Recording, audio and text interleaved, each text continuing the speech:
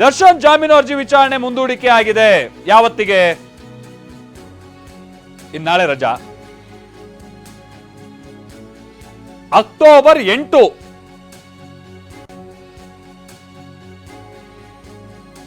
October 8ಕ್ಕೆ ಅಂತ ಹೇಳಲಾಗ್ತಾ ಇದೆ ದರ್ಶನ್ ಜಾಮೀನು ಅರ್ಜಿ ವಿಚಾರಣೆ ಮುಂದೂಡಿಕೆ ಆಗಿದೆ ಅಂತ ಹೇಳಿ. ಅಂದ್ರೆ ಇವತ್ತು ಅಕ್ಟೋಬರ್ 5,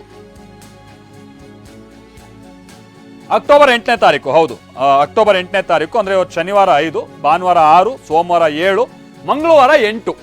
8ನೇ ತಾರೀಕಿಗೆ ಈಗ ಅಂದ್ರೆ ಮಂಗಳವಾರಕ್ಕೆ ದರ್ಶನ್ ಅವರ ಜಾಮೀನು ಅರ್ಜಿ ವಿಚಾರಣೆಯನ್ನ ಮುಂದೂಡಿಕೆ ಮಾಡಲಾಗಿದೆ.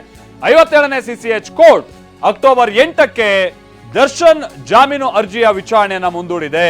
ಅಂದ್ರೆ ಮಂಗಳವಾರ ದರ್ಶನ್ಗೆ ಮಂಗಳವಾರ ಮಂಗಳ ತರುತ್ತಾ ಅನ್ನೋದನ್ನ ನೋಡ್ಬೇಕಿದೆ. ಎಟ್ ದ ಸೇಮ್ ಟೈಮ್ ಏನ್ ಮಂಗಳವಾರನೇ ಸಿಕ್ಬಿಡುತ್ತೆ ಅಥವಾ ಮಂಗಳವಾರನೇ ನಿರಾಕರಿಸ್ಬಿಡ್ಲಾಗುತ್ತೆ ಅಂತ ನಾವು ಅದನ್ನ ಪರಿಗಣಿಸಕ್ಕಾಗಲ್ಲ. ಯಾಕೆ ಅಂತ ಅಂದ್ರೆ ಇನ್ನೂ ಕೂಡ SPP ವಾದ ಹೂಡುವಂಥದ್ದಿದೆ, ಬಹಳ ಸುದೀರ್ಘ. ಆಮೇಲೆ ಇದರಲ್ಲಿ ಏನ್ ಚಾರ್ಜ್ ಶೀಟ್ ನೀವು ಮೊನ್ನೆ ನೋಡಿರ್ಬೋದು, 3900 ಪುಟಗಳು ಹತ್ತತ್ರ ಚಾರ್ಜ್ ಶೀಟ್ ಇದು.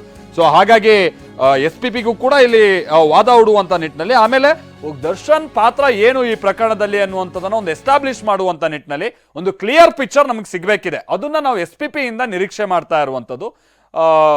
ಹಾಗಾಗಿ ಸ್ಪೆಷಲ್ ಪ್ರಾಸಿಕ್ಯೂಟರ್ ಇದಕ್ಕೆ ಸಂಬಂಧಪಟ್ಟಂಗೆ ಏನ್ ಮಾಡ್ತಾರೆ ಅನ್ನುವಂಥನ್ನ ನೋಡ್ಬೇಕಿದೆ ಪಬ್ಲಿಕ್ ಪ್ರಾಸಿಕ್ಯೂಟರ್. ಅದು ಮಂಗಳವಾರ ಅಥವಾ ಅದಾದ ನಂತರದಲ್ಲಿ ಅವರ ಪ್ರತಿವಾದ ಇರುತ್ತೆ, ಅದನ್ನ ನಾವು ನೋಡ್ಬೇಕಿದೆ.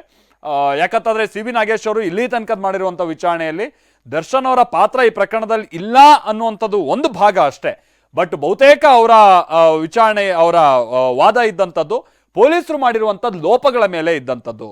ಸೊ ತನಿಖಾ ಸಂದರ್ಭದಲ್ಲಿ ಹಾಗಾಗಿ ದರ್ಶನ್ ಅವರ ಪಾತ್ರ ಏನಿದೆ ಅನ್ನುವಂಥದ್ದನ್ನ ನಾವು ಚಾರ್ಜ್ ಶೀಟ್ನಲ್ಲಿ ನೋಡ್ದಂಗೆ ಇನ್ನೂ ಅದನ್ನು ಬಹಳ ವಿಸ್ತೃತವಾಗಿ ನಾವು ಕೋರ್ಟ್ ಹಾಲ್ನಲ್ಲಿ ಅದನ್ನು ತಿಳ್ಕೊಳ್ಬೇಕು ಅಂತ ಅಂದರೆ ಅದಕ್ಕೆ ಸ್ಪೆಷಲ್ ಪಬ್ಲಿಕ್ ಪ್ರಾಸಿಕ್ಯೂಟರ್ ವಾದವನ್ನು ಹೂಡಬೇಕಿದೆ.